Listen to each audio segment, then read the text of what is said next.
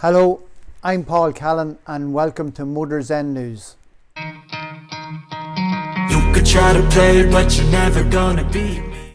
Ford F-150. The Ford F-150 is the classic American pickup truck, but it is now become available in electric and they're calling it the Ford F-150 Lightning Power.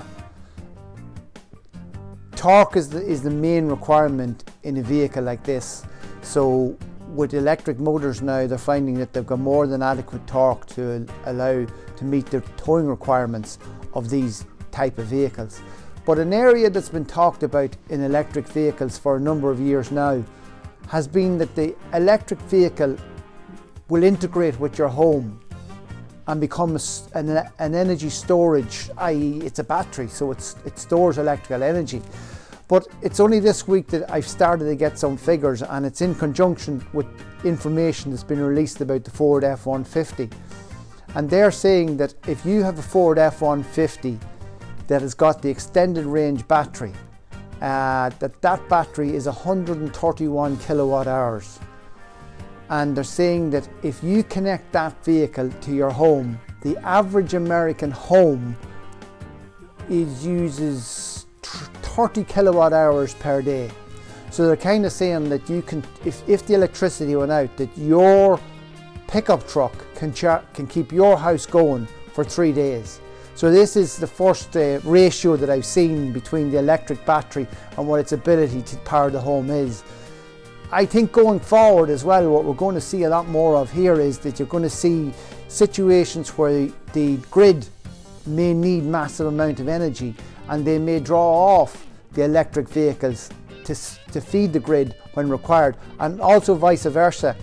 I think you're also going to see situations where there's massive amount of solar energy being generated and you probably get a reduced rate to charge up your vehicle then, or massive amount of wind energy being generated, so you'll get a special rate to charge up. So there's going to be a toing and froing between your vehicle, the house and the grid, and this is going to be an integration that we're going to see more of as time goes on.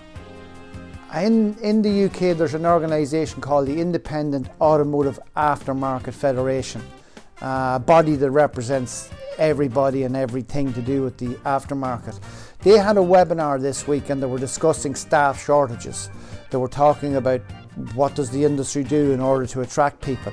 And a very interesting piece I picked up in that article was that they said that the spin that's been put on automotive jobs in schools is to say that if you don't go to university, they're saying you're going to end up with a job like working, some kind of a job like working in the automotive sector.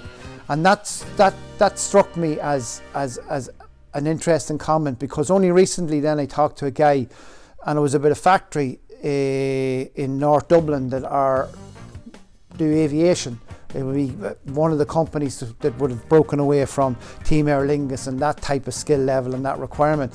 And a guy said to me, they don't really have any problems recruiting. And I said, how can it be that they have no problems recruiting? And he said that they went out and they spoke to the schools and they went out and promoted becoming an aviation engineer in the schools. And I told him, he said, that's probably something that we in the automotive sector are going to have to start to do. And it was interesting that when you think that maybe the spin that's been given in the school is the last thing you want to do is end up with a job in the automotive sector. So really, when I was discussing this about that aviation company, I remember thinking that a job in the automotive sector may not seem as attractive as a job in aviation, but those aviation jobs tend to be very controlled and very basic, repetitive jobs. And a job within our automotive sector would tend to be a much more diverse and interesting job. But we're not getting that message out there. So maybe that's something we need to start to do into the future. Renault Zoe. And this is something I was reading and hearing about over the last couple of weeks and I couldn't understand it. Renault Zoe is the third car in history to be awarded a 0-star rating in the NCAP crash testing standards. And I couldn't understand this because the Zoe's around a long time. It's around since 2013. So how can it be that it now gets assessed as being a vehicle that's got a 0 star rating in the NCAP test. Well, when I read into it further, what I discovered was that they brought out a facelift version of the Zoe in 2017. And in that facelift version, they actually downgraded some of the safety equipment in the car. And also, the NCAP testing has become a little bit more rigorous. So it's an unusual scenario. You have a car that was launched in 13 and now in 2022 it actually fails with 0 score on an NCAP test. Two things, it was to do with the fact that they actually downgraded some of the safety components in the car and that the standard of testing increased. One of the tests that it failed on was side pole test, and a side pole test ended up that on that test the crash test dummy ended up getting their head hit by the pole, which on modern cars that would never happen nowadays. So a very damning report for the Zoe, but took a little bit of work to understand why all of a sudden the car that's been around since 2013 has now all of a sudden got a 0 star rating. EV grant scheme for taxis has been renewed, and it possibly will explain to you a little bit as to why you might start to see a lot more EVs being used in taxing and seen on taxi ranks. There's some very significant incentives here now, and it's something that is going to see possibly a lot of our traditional diesel business go very fast on the taxi side of things, because the offer that's available there now is a €10,000 grant for a taxi driver to change to go to EV. But if he scraps his presumably diesel taxi, he can get a €20,000 grant. So if he's got scrappage and switching, it totals €20,000. And then if he converts to wheelchair, he can get another €5,000. So if he does scrappage, switch, and converts to wheelchair accessibility, he's got a €25,000 grant. So very strong incentives there to encourage the taxi sector to go into electric. So that's something that you're possibly going to see now happen over the next year or two, is the number of EVs showing up on taxi ranks going to possibly increase quite significantly. Nissan in the UK are launching what they're calling Good To Go fixed price servicing.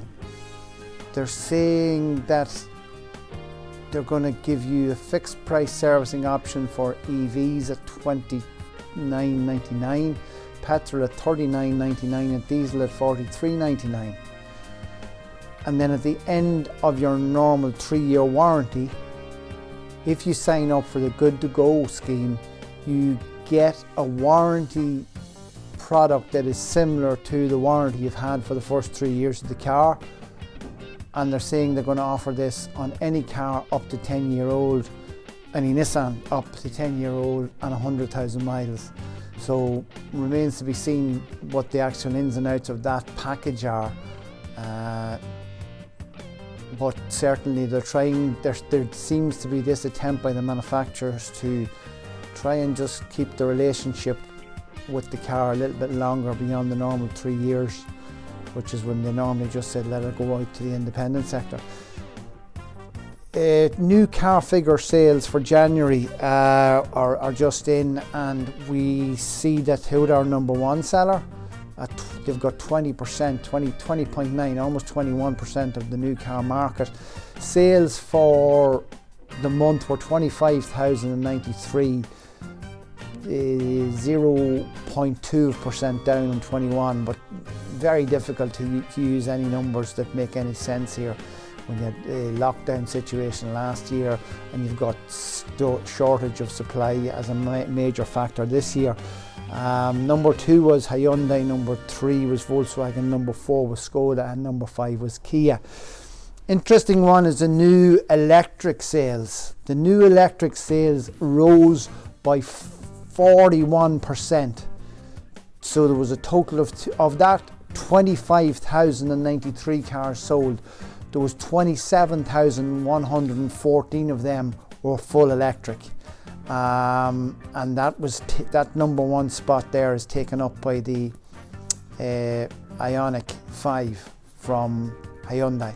It sold 459 units for the first month of the year. followed by the Leaf, followed by the Kia EV6, followed by the ID4 from Volkswagen, followed by the Kia Niro. So you can see that the Koreans are very strong there in the full electric sector, but number one being the Ioniq 5 at 459. As far as the percentage of diesel versus petrol is concerned, petrol has succeeded diesel now. Petrol was 28.6% and diesel was 22.4%.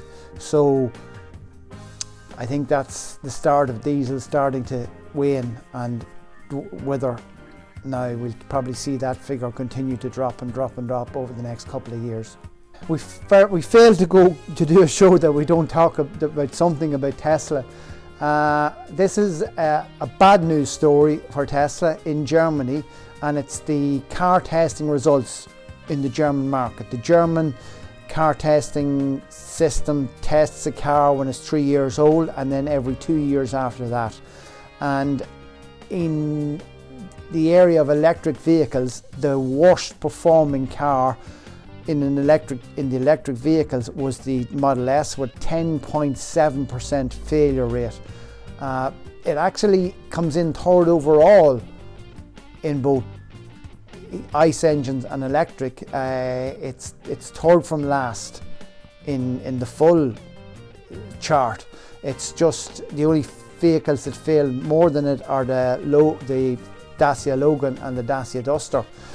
Suspension problems, fog lights, low beam. So look, lots of work here on these Teslas by the looks of things, based on those German test figures. Plenty of work going to be generated from Teslas after they go to test. That's this week's news. Thanks for watching. Please, if you could, like, comment and subscribe. Thanks very much.